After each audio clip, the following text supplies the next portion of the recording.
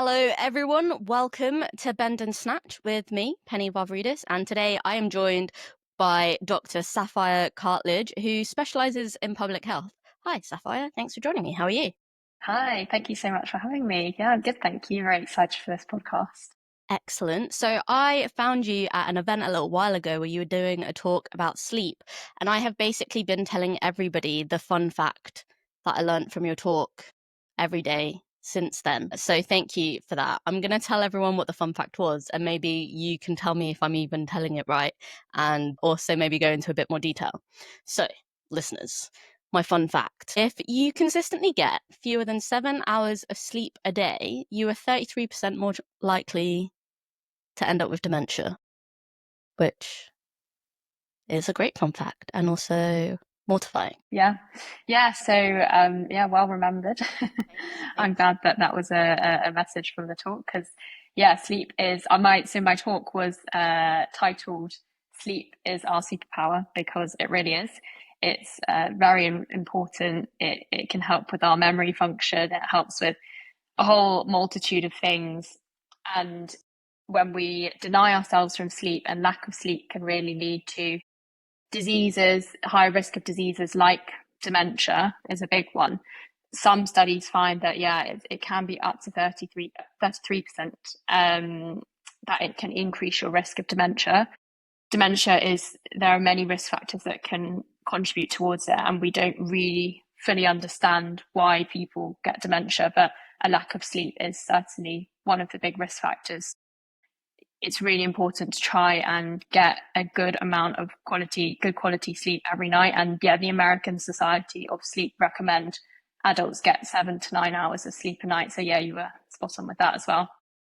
How long do you need to go of getting less than 7 hours of sleep for it to be affecting your chance of things like dementia? I don't think there's a ballpoint figure, but I guess it's, we're looking at longer term things. So if you're missing your sleep for a week, then it's probably going to be less likely to increase your risk. But if it's over a longer period of time that you're really struggling to sleep, then it's probably going to increase your risk. And if people have been getting less than 7 hours of sleep from as long as they can remember until listening to this podcast, and then they go, okay, I'm going to add this extra hour of sleep into my life now, will that be able to change this risk factor of getting dementia if they continue to do that? I think, improving any of the aspects of, we'll go on to talk about the pillars of health, but being able to improve any of the aspects of your 6 pillars of health in your life at your current point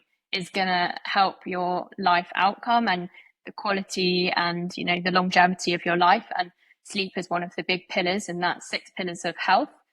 It's one of the modifiable risk factors for many conditions, not just dementia. It's linked to things like depression, anxiety, but also physical health as well, lots of diseases. So yeah, definitely if you can try and implement better pillars of health and sleep now, then yeah, it will have a good impact on your life and longevity and quality. It's interesting that you said 6 pillars of health because I was Googling the pillars of health ahead of talking to you today, and there doesn't seem to be a consensus of how many pillars there are. I feel like I saw all of the different numbers that exist as options for the pillars of health. Can you tell me what your 6 are? Yeah, sure. Yeah, there isn't fully a consensus. I think the common ones are usually 5 or 6. So the 6 that I have studied and I go by are sleep, which we've just spoke about briefly, physical exercise, which is obviously incredibly important as well, nutrition, limiting harmful substances, so things like smoking, alcohol, and 5 is your social interactions. So trying to get lots of social interactions, trying to boost that oxytocin, dopamine, serotonin release. And then number 6 is trying to minimize stress. I think the 4 that I found from John Hopkins Medicine were nutrition, physical activity, sleep, and then they had behavioral health, which was kind of encompassing of all of the stress stuff, which I guess could have also included what was the other thing you said? Substances. I've already forgotten now. What was Social connections. social connections? Yeah, Yeah. yeah, So I yeah. guess Kind of substances and social encompasses. connections could have come into that one. Okay, so let's break it down then. We'll start with sleep. Other than getting 7 hours of sleep a night, what are other things that people can do for their sleep or that they need to get from their sleep to make sure that that is boosting their health in some meaningful way? So, us humans, we have our circadian rhythm, which is our biological clock, right? And this is driven a lot by light. So, when it's light in the morning, this stimulates a hormone called cortisol release, cortisol. And cortisol causes us to be energetic, it causes us to feel very awake. Now, when it becomes darker throughout the day and towards the evening, we then start to feel a bit sleepy. And this darkness triggers the release of a hormone called melatonin, which is the hormone that makes you feel sleepy. So, one of the simple things that you can do to try and help your body's natural clock and help your sleep is to try and make sure that your room is dark at night, and try, it's easier said than done in this current day and age, but try and limit the screen use. Even you can try at 15 minutes first and then go up to 30 minutes, and then eventually up to 45 an hour. It would be ideal. And just trying to limit that light exposure, because that light causes cortisol to be released, which is cortisol it has many functions, but one of its functions is known as the stress hormone, and it can make us feel less sleepy and more energized. So trying to limit that light exposure towards the end of the day, but then also when you're waking up, try to get natural sunlight, and because that will help you feel more energized. So simple things like opening the blinds or even going for a really quick 10-minute walk in the morning can really help stimulate that cortisol release, make you feel energized, and set your body into that routine of that natural circadian rhythm. And I remember we spoke about it on the day, but also having a regular routine of sleep can help as well with that, again, with that circadian rhythm. If you try to go to bed at the same time every night and wake up at the same time every morning, that can really help your body's natural clock. Is there any research kind of looking at people from different places? So the people in places where the light doesn't change as much as it does here in the UK, are people who get kind of a sunset at a similar time all year round more likely to have like better, I don't know, mental health, better sleep patterns, etc., than us? I'm not aware of studies, but you know what? There probably are out there. It's a really interesting point, actually, because obviously with our ancestors, they didn't have things like phones, so they literally would have, and they didn't have clocks either, so they literally would have gone to sleep when it was dark and wake up early in the morning. And yeah, it would be different according to where you are in the earth. So that's, yeah, good question, and I will have a read up on that. I do often wonder if I am so affected by the change in seasons. It's unreal. I'm like a completely different person in the summer when the days are like longer and warmer and blue outside. And then in the winter, I am a hermit. I can't function. I can't do anything. It's all very difficult. It's very sad outside. And I wonder if I lived somewhere where it was like the same every day, all year round, and also maybe warm for most of the year also, if things like seasonal depression just wouldn't exist and I would just function all the time. But I don't know if that's realistic. But it feels like it could be, you know? Yeah, I mean it is a thing, seasonal depression, like, and just feeling down when the weather outside is grey, because it's, that I suppose that light and that sun stimulates us to feel good and then go outside, and that causes dopamine, serotonin, all of your feel good hormones. Like, it's like a cocktail of feel good hormones are suddenly released when you go outside and have a walk in the sun. And that helps with things like mood and, yeah, and depression. Because who's getting the feel good hormones from walking out in the rain?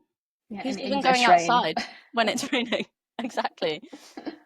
So I wonder, I'm gonna have to look it up now as well. If there's any information about people in other places being less depressed than us, because I guess that would also come down to capitalism. I feel like that would also have to play a big part in where depression sits on this scale beyond just what time the sun sets. Yeah, it's a really interesting condition, and you said a bit about my background. I've done a degree in public health and I'm about to go and do a master's as well. And we study a lot about socioeconomic factors and how there are so many things that go into conditions that are very complicated, like depression, like dementia. All of those conditions, they have a lot of risk factors involved and a lot of modifiable risk factors as well. What kind of things could be these modifiable risk factors for something like depression? Yeah, so to be honest, it's a lot about the 6 pillars of health that we've touched on. It's things like trying to trying to implement exercise and that can literally be 10 minutes of exercise a day as a beginning. I was walking the other day outside and I saw a poster from Joe Wicks and I can't remember exactly what it says, but it said, something along the lines of you don't have to be an athlete to do exercise and for it to have an impact on you. It can literally be something like 10 minutes of walking every day to begin with, and just trying to get those steps in really can have an effect and can improve your overall health. And things like trying to eat a balanced diet and trying to get a variety of fruit and vegetables in. I know we always, as healthcare practitioners, bang on about it, but it is really important. Fiber, trying to get lots of different coloured fruits and veg in as well is really important because they have antioxidants in them, which can help with damaging chemicals in the body, these damaging chemicals can be risk factors for things like cancers. And then, the other things which we spoke about as well, trying to make sure, trying to limit loneliness and trying to have some social interactions, which can increase your oxytocin and other feel good hormones as well, along with sleep. Have you seen like the rise in having things like green powders as, I guess, food supplements that seems to be going on in the wellness sphere? So then instead of actually getting your different fruits and vegetables a day, people are just putting this powder in their water, maybe? I don't know. What are your thoughts? I think it's really tricky. I think that with social media, there's a lot of great things, and you can learn a lot from people who know a lot. And I certainly follow some people who I learn from, but I know that they're doing PhDs and they're absolute experts in their area of expertise. I think social media, unfortunately, also has room for a lot of misinformation, and actually, there's not that much research about a lot of the things that go out on social media and a lot of these products. I mean, I don't know, there must be so many of them out there, and I don't know about each of them, but I don't think that there's a replacement for fruits and vegetables. I think that the things which people try and replace them with are probably quite processed. I mean, a powder in replacement of fruit and vegetables is probably going to have to be very processed and use lots of different chemicals in that, and probably take away a lot of the actual raw nutrients and goodness that you get from eating just that raw fruit and vegetables. Yeah, I think that makes a lot of sense. I guess people are looking for something easier, right? And the wellness industry is really good at packaging easy, but actually giving you something much more complicated than maybe just eating an apple once in a while. Yeah, I think so. I think it's like I empathize with people because life's so busy, isn't it? And it's like, oh my gosh, I've got a million things to think about. I've got work, and then I've got loads of things going on in my life, and then I've got to think about all of these things like eating lots of fruits and vegetables and exercising and sleep and trying to see people, and it can be overwhelming. And so I do appreciate the ease of some of these things, but I don't think that they can act as a substitute for your core things that we know are really good for us as humans. In our pillars, looking at nutrition, when you're working with, I guess, either patients as a doctor or when you're doing talks as a public speaker, what are the things that you get people to focus on with their nutrition that are like, tick, tick, tick, these are some easy things to look at? Yeah. 7 to 8 glasses of so about 2 liters of water a day, so about 7 or 8 glasses, depending on how much you pour in your glass. You want to try, we say, just try and get variety in colour in your fruits and vegetables. 5 a day and variety in colour in your fruit and vegetables. make sure you've got a good protein source for each meal. The NHS, the Eat Well plate's quite a good visual guide for people, I find, if people want a visual guide on what different things to eat. And lots of fiber, trying to get things like whole grains and go for brown rather than white, because white's often more processed. And just try and eat a variety, I think, is the takeaway. Yeah.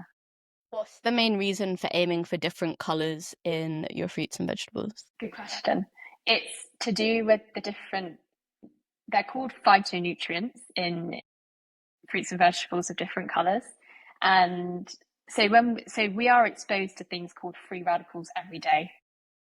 Pollution, there's a whole list of things that have free radicals, and these free radicals come into our body and they can wreak havoc.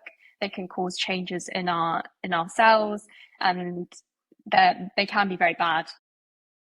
These phytonutrients can fight different free radicals and kind of stabilize them, so stop them from doing harm in our bodies and wreaking havoc. And the different coloured fruits and vegetables have different phytonutrients, meaning they can fight different free radicals, if that makes sense. Sure, that wasn't the answer I was expecting you to give me. But okay, so where are the free radicals coming from? Just the pollution in the cars and the stuff around us? Yeah, it's all around us, really. It can be things that we're eating as well. Just it comes from the atmosphere. Like, yeah, we're exposed to them daily. Is that generally like a symptom of modern society rather than something that humans would have been dealing with the whole time? Or would they have always been around? I think there's definitely more of them now with modern society. The answer I was expecting you to give me was more about the different nutrients that are in the different fruits and vegetables. That is true as well. Alongside being a personal trainer, I'm a nutritionist as well, but I never really tell anyone about the nutritionist because doing nutrition coaching is boring compared to personal training. But what I learned from studying nutrition was that it's actually really easy to make people deficient in stuff if you tell them what to eat specifically, which is something personal trainers do all the time and that they're not supposed to. And eating a variety of different colored things as a guide is a good way to make sure that people hopefully don't end up deficient in stuff. Whereas what a lot of personal trainers will do will be like, just eat lots of chicken and broccoli, and then you're deficient in loads of things because that's only two types of thing, which I think becomes a problem probably quite quickly. Yeah. I mean, you probably know more about nutrition than I do. I think it can get really overcomplicated really easily as well, and people just get really overwhelmed. So I think just eating a variety is like a good way to go. Yeah, I totally agree with that. Okay, so then on the other pillars, avoiding substances. Obviously, some substances are much easier to avoid than others. Avoiding, like, don't do heroin. That one seems quite easy to do. Don't drink beer. That one seems much harder to do. Thoughts? Yeah, I think some of them are easier and some of them are harder, as you say. I think, I'm not a believer in everything needs to be black and white. I don't think it's useful to just say you can't do something full stop. I think that leads to overindulgence. So actually, having like a beer a week is that's much better than cutting it out, but then binging and having like 14 pints in a single weekend. So I think it's just about balance, really, and it's just trying to limit it. If you're going to go out on the weekend with your friend and have some pints, that's fine. Yeah, it's just I think it's about having the awareness as well about the fact that alcohol is a dangerous substance and it can lead to lots of different diseases and cancers. But if you can modify it and try and keep it controlled and balanced, then it's also about, when you're out at the pub with your friends, you're getting that social interaction, you're having a good time, it's a release. And I think it's all about balance. Yeah, avoiding pubs completely probably ends up a lot of people not having any social interacting with people. And then you start doing different sorts of harm. I saw something recently about the rise of younger people smoking vapes instead of cigarettes, and now we've got like the highest number of young people having strokes, which before was hardly any young people having strokes. Young people didn't used to really have strokes very often, and now it's happening quite often. And that is quite scary, isn't it? Because it's pitched as a thing that's like more healthy and will help you stop smoking. Like, I think I saw something that NHS was offering people vapes if they wanted to stop smoking if they were pregnant. And those things, there feels like a disconnect between those two pieces of information. Yeah, I haven't, to be honest, I haven't read any like specific or looked at specific data like linking the two, but vaping was actually something I wanted to talk about because I think it's been marketed as, you know, as you said, it's been marketed as something that's really good because it's going to stop people smoking. And it's just exploded. I mean, it, you know, since I was a teenager to like now when I'm like mid, like later 20s, it's just the industry is just absolutely humongous. And it's crazy. It's crazy walking past bus stops and seeing like, you know, young people smoking these vapes, and we have absolutely no idea what the long-term like effects are. I currently work on respiratory wards, so lungs, and it's so sad because we have so many patients coming in quite sick with lung cancers, and like unfortunately they will pass away from these lung cancers. And it was a modifiable risk factor back then, smoking, and they didn't have all the information about smoking back then. And that's why everyone was doing it. You know, when these elderly people were younger, everyone was smoking because they didn't have the data there. And it's terrifying now because we now are in a situation where people are vaping, but we don't know anything about the long-term effects and what it's going to do to these children who are vaping, to young adults, to everyone who's vaping. And I think people really need to just try and understand that we don't know what the long term effects are, and even the short term effects. I mean, we don't really have, you know, big data yet on exactly what the short term effects are either. So I think it's, yeah, I think people really need to do some thinking about that, and also public health campaigns as well. Like we need to try and put it out there that, you know, we really don't know the effects of vaping. I saw an advert at a bus. So when I was younger, you could advertise smoking like it was cool. I'm a little bit older than you, so I don't know if you remember when adverts for smoking was like the coolest thing ever. It was so cool. Everybody wanted to smoke. It was that cool. And I saw an advert at a bus stop, and I thought it was a smoking, like for cigarettes. And I was like, you're not allowed to do that anymore. And then I got closer and realized it was actually an advert for vapes. And I was like, oh, this is a loophole. I see. It's really crazy because I just feel for these young people because they're so, you know, when you're young, your mind is so, it's like a sponge, isn't it? Like it absorbs what the outer environment wants it to absorb. And and those young children don't know what these vapes might do to them in later life. And No. it's scary. When we were young, if we were trying smoking, at least smoking tasted gross. Now, vaping tastes like bubblegum. How are you convincing a kid that that's not a good thing to do? Yeah. Yeah. It's as if they, all the marketing's gone towards that. Yeah, it's really Mm. worrying.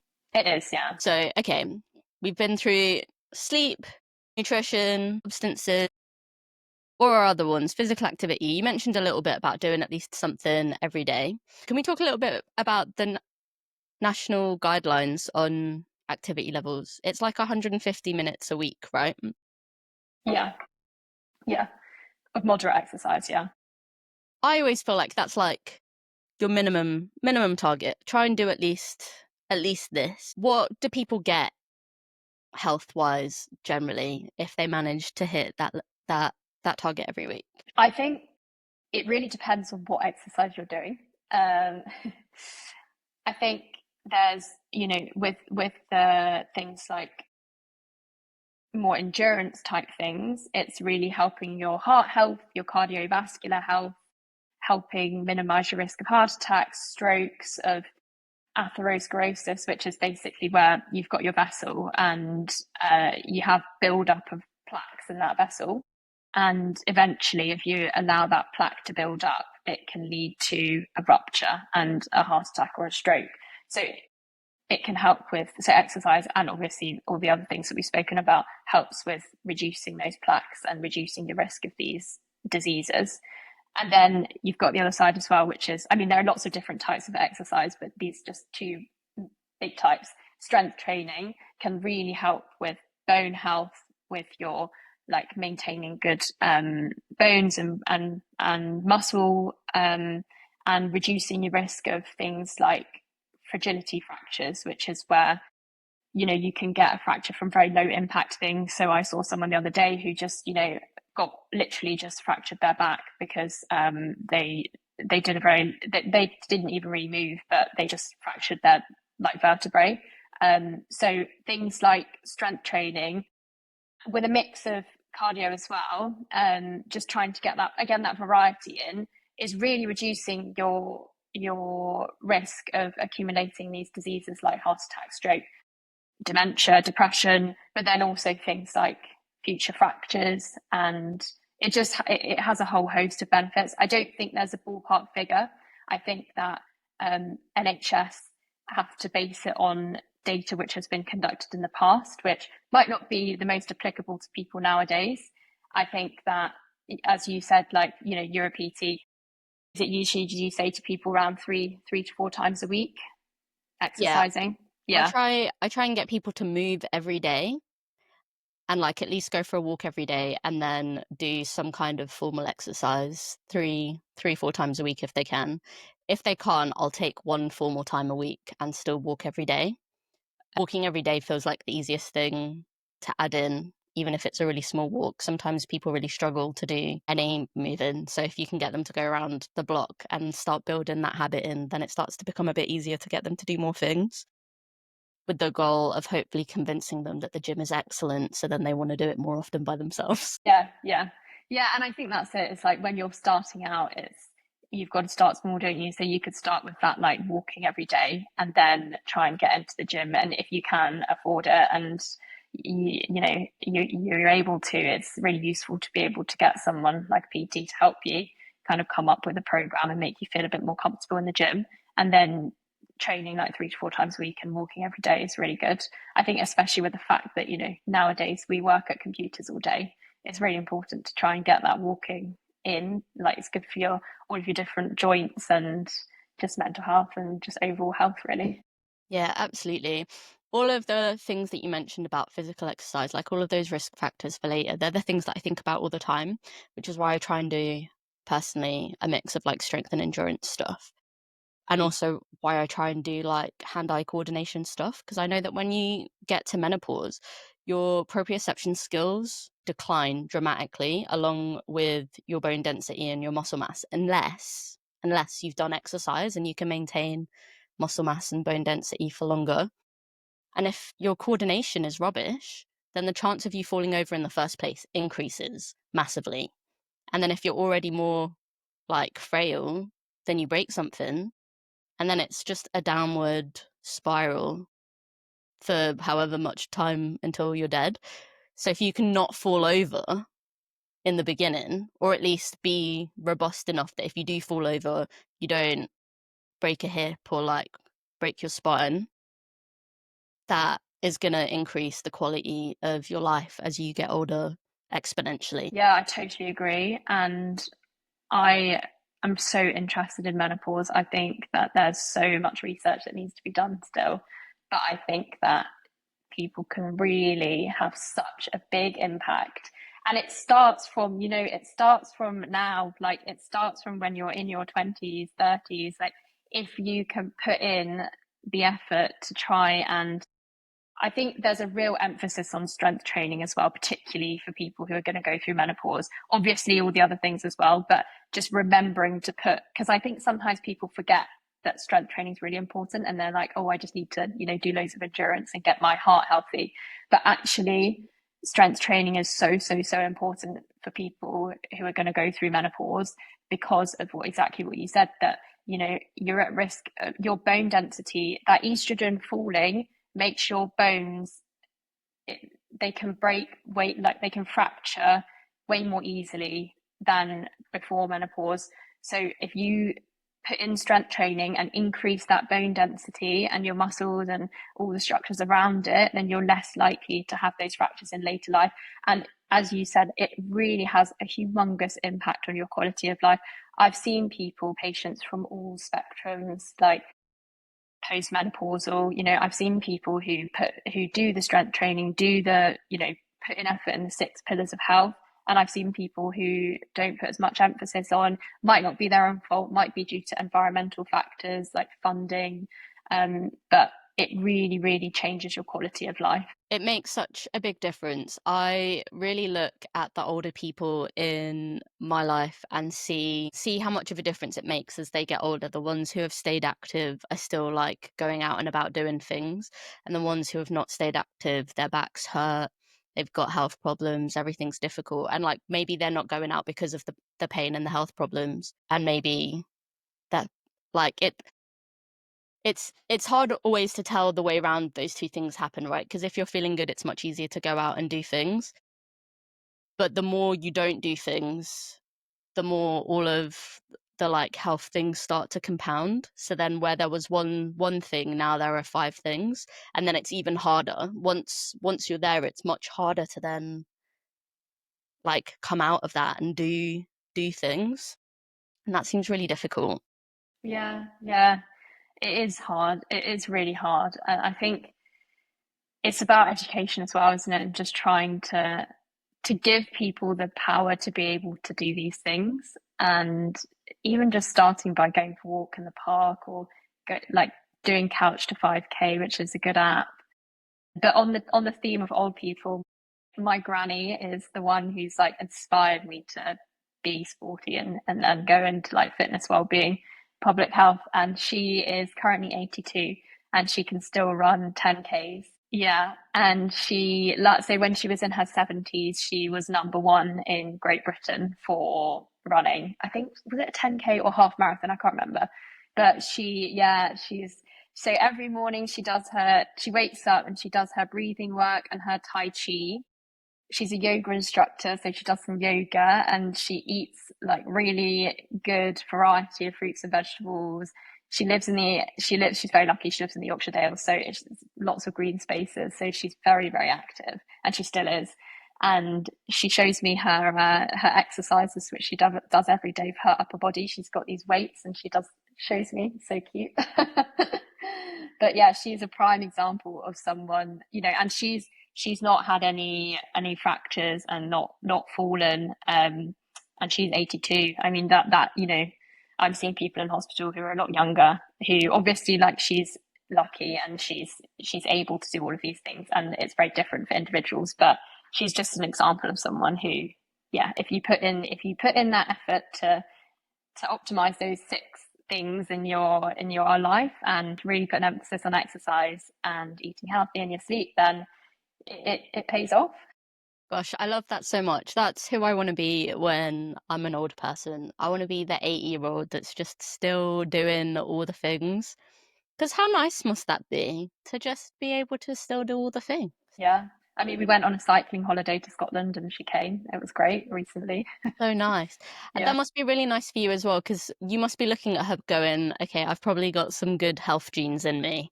Like, my chances of being a healthy old person are probably quite high, hopefully. And that must be really nice as well. That's awesome.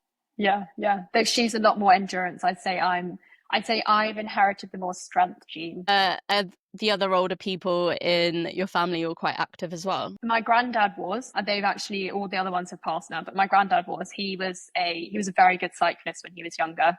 And then he carried on cycling, and he's the one who's married to my granny. So they were they An were quite active the couple. active pair together. Yeah, and he was active up until the end, really, as well. That's so nice. That's Yeah. awesome. I love that. My grand's, I think, 89 now. Wow. And she's never really done any exercise, but she's always done like gardening. So like she's old. She looks very frail, but she still does stuff and she'll still go out and about and see her friends. And her social circle is so impressive. And I don't know how it happened because my mom is so antisocial.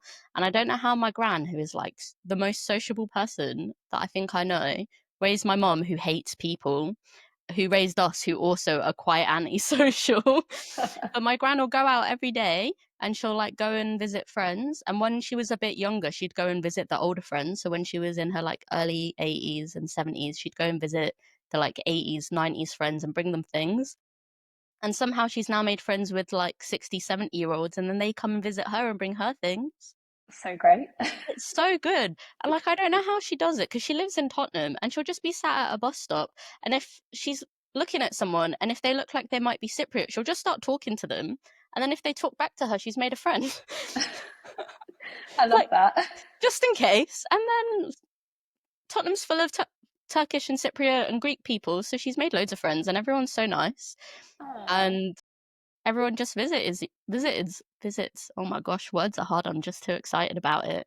And they're all just visiting each other, bringing each other like fruits from their gardens and breads that they've baked. And that's wild because when you think of London, you're not thinking of people bringing their neighbours' breads. No, you're thinking about everyone looking down on the floor on the tube, not trying to not make eye contact. Yeah, well, if you're in Tottenham and you look up, my gran's probably going to talk to you. Yeah. I love that. That's so nice. I think it feeds into that social thing, right? Like if you can build a good social circle, it makes life generally better. Even if you're a bit antisocial, you just need a smaller social circle, I guess. Yeah, but like definitely. having people to interact with and things to do is important, and hopefully things to do that are like good for you more than not good for you on the scale. Yeah, definitely. We're social creatures, aren't we? So I think it's really important to try and even if you're, as you said, like not really social, just try and have those like couple of friends, but really good friends who you can rely on when you're going to have when you're having a tough time, which is inevitable in life because life is a roller coaster. Yeah. I think something that I did that would be, I think that's generally quite helpful for people who are trying to be more active and more healthy and they don't really know where to start is like make fitness a social activity. So like if you're going for a walk, invite a friend. I used to just make do really extended pub crawls where I'd be like, we're going to a pub and then make my friends walk like 3 miles before we had another beer. So then everyone's getting secret exercise in between having a beer. That's an easy entry, I think, to doing activity. Or like inviting your friends to the park with a ball and being like, should we just play catch and eat snacks? Like things like that, I think, are an easy way to start doing things that are more active where you're still getting to hang out with your pals. Yeah, definitely. I think that's good. Yeah, stuff like that. Just trying to, I suppose it's finding what all of your different interests are and like your friends' interests, and then trying to implement some exercise into that and try and encourage people to do it. Yeah, because there'll be all sorts of ways that you can make it more fun without it having to always be like really formal traditional exercise, especially if you're someone who actually hates exercise or thinks you hate exercise. Maybe when you start doing it more, you realize that that's where the dopamine lives. When it comes to managing stress, what kind of advice do you have for people and how does that affect your health if you don't successfully manage it? I think it's very individual. I think people deal with stress in very different ways. I think a great way is to talking to someone. I always, the phrase that a problem shared is a problem halved. I believe in that. I think it's really good to talk to people and kind of, whilst you're talking to people, you're offloading the emotional burden. But some people don't like doing that. And, you can do things like writing things down. I mean, that helps me sometimes when I'm feeling really stressed and I've got a million things on my mind and I can't sleep. I just write it all down and then I write down a list of things to do in the morning so that I know that it's on paper and it kind of, I don't know, it's weird. It like, you feel like it's come out of your head and you can actually have a bit of peace of mind. But also things like, when you're feeling really stressed, again with exercise, just even going outside for 10 minutes and taking your mind off it can help. I think exercise, we said it's the dopamine release and that helps with stress. But also things like meditation are really useful, and I know that a lot of people hear the word meditation and they kind of are like, no, not for me. But actually meditation is a very broad term and there are lots and lots of different things that you could do. There's lots of things on YouTube that you can have a look at, things like box breathing is one that I like when you're feeling very stressed in that moment. Just focusing on your breath is a psychological way to get you to kind of feel less stressed in that particular moment.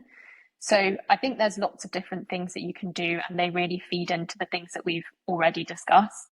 And the second part of your question is what happens if you're not able to manage that stress? And that, again, stress is a big risk factor for multiple conditions, things like dementia that we've already spoken about, but also things like heart attacks and a real range of conditions. So trying to be able to manage that stress is really important. Have you ever been on a meditation retreat before? I have actually. Which one did you do? So I'm half Thai, and my family are Buddhist in Thailand. And when I was younger, I went to a retreat. This sounds really like fancy, but it's just my family go there. But my family they go to a retreat in the mountains in northern Thailand, and it's actually a silent retreat. So you don't talk for, I think we went for 3 days, and you're not allowed artificial light, and you eat very like plain but like raw foods.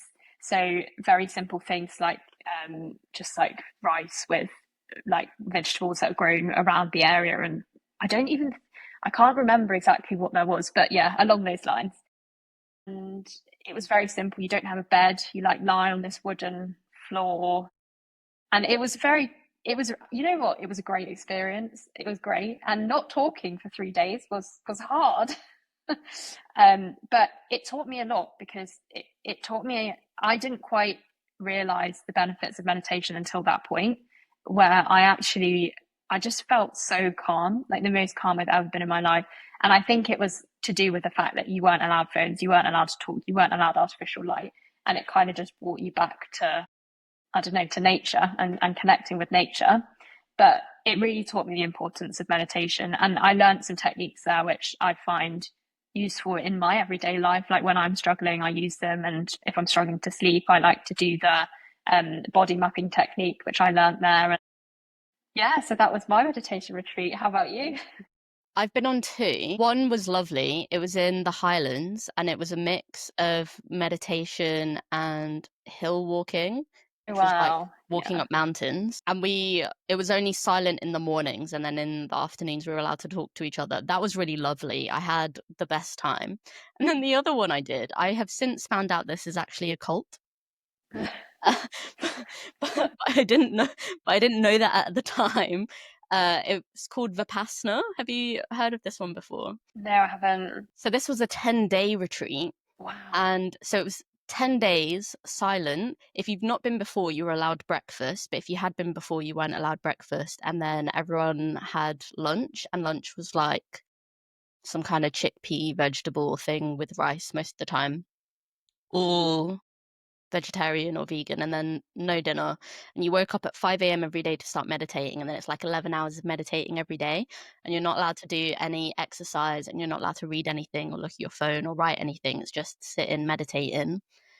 And on day 5, maybe, I had the most incredible meditation experience. Like, I felt like I'd been plugged in to the center of the universe. I was sat there, and there were all of these like blue lights swishing around me, and I could like feel like I was with the universe, like me and the universe were one, and it was incredible. It was a bit like being on drugs. And then the next day, I went in being like, I'm going to do that again. That was banging. I want some more of that. And that was not what I got. So then on that day, I went in looking for the magic. And what I got was some sort of hellscape where I'm sat there and like, I'm hearing all of these real loud noises in my head, like screaming at me and roaring at me, and like demon sounds with like demon faces and like severed limbs and My lots of like gosh. reds and blacks. It was dead dramatic. And then we like paused for a 15-minute break, and I just burst into tears. And then after the 15 minutes, everyone came back, and I was like, no, absolutely not. No, no, no. So I tried to leave, but they wouldn't let me leave. and I like explained that I was having a terrible time and I feel like this is awful. And they're like, yeah, you can't leave now, because if you leave now, you're going to leave broken. You have to stay and finish because it will get better. So I eventually let them convince me to stay. And then the next day, my period started, and I think maybe these things were all connected. But so sit, and then I was fine. Like after that, it was fine. I didn't get the magic, but I didn't get the hellscape either. It was just like, What were they giving you in the rice and chickpeas? I don't know, man. It was really, it was so intense. But since then, this year maybe or last year, I listened to this podcast about Vipassana, and the Vipassanas in America, when you try and leave, they just let you go. They didn't let me go here. This was in like Gloucester or something, but they just let people go. Do you know how many people have died? They let them go and then they kill themselves because they're having mental breakdowns, or they like walk out in front of traffic, or they like just get lost and disappear and no one ever sees them again.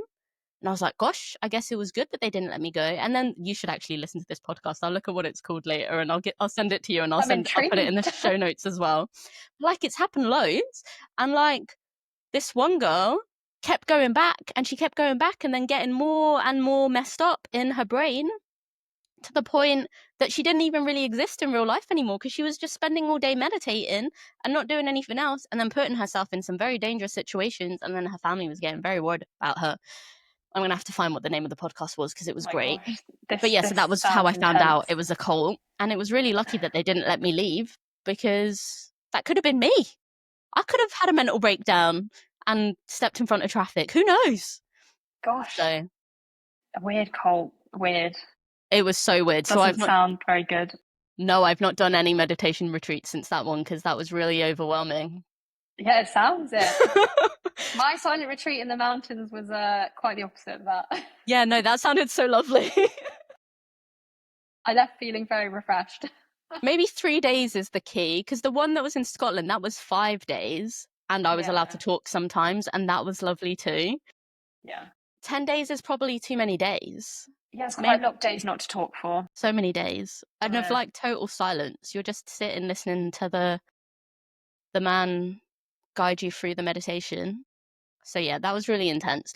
For people listening, that is not a normal meditation experience. Most of the time you do not see or hear demons. I think they were putting something in the rice and the chickpeas, to be honest. That seems plausible, honestly. It was wild. It was something else. So yeah, your meditation retreat experience sounded much more wholesome than mine. To finish, do you want to guide everyone through, explain to everyone what the body scanning technique that you learned from your retreat was, in case they're interested? Sure. So no demons involved in this one. Thank God.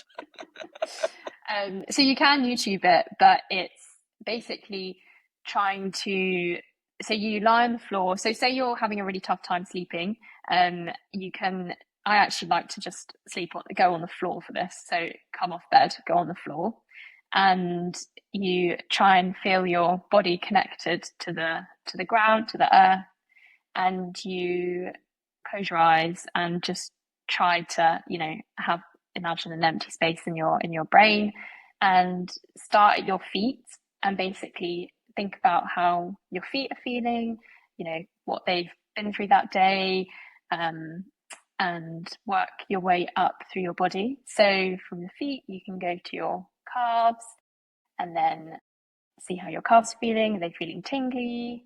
Are they feeling stretched from your day? Work your way up to your knees.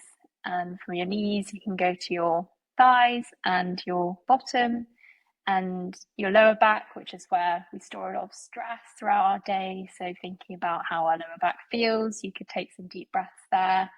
And then from your lower back, you can work your way up to your mid back, to your shoulders, neck, again, where we store a lot of stress through the day. And from there up to your face, up to your chin, your lips, your temples, your eyes, and open your eyes again. So that's just, talking through what you would do if you were going through a body scan. It's just about thinking about, it's when just trying to refocus on our body and how we're feeling in that moment and be in the moment, which can help with things like when you're trying to fall asleep. Awesome. Thank you for that. hopefully some people try it if they're interested. If you do try some body scans or some meditation, listeners, please let me know how you found it, and if this is who you are now, are you going to do some more meditating? Because that would be good to know. But thank you so much for your time today, Sapphire. Do you have any final thoughts for our listeners, and will you also tell them where to find you if they're interested? Yeah, thank you so much for having me. I feel like it's been a really great conversation. Final thoughts, I guess, thinking about mine and Penny's grandparents, and that, you know, all the things that we're doing now really do have an impact on our later lives and the quality of life. So even if it's a small change that you're going to put in, it can really have an impact. So yeah, and where to find me. So my Instagram is Dr Sapphire Cartledge. Nice. Thank you so much. I hope you all enjoyed this. If you did, please leave a 5-star review. If you didn't, you don't have to leave a review. That is fine. And I'll see you all soon, hopefully. Bye.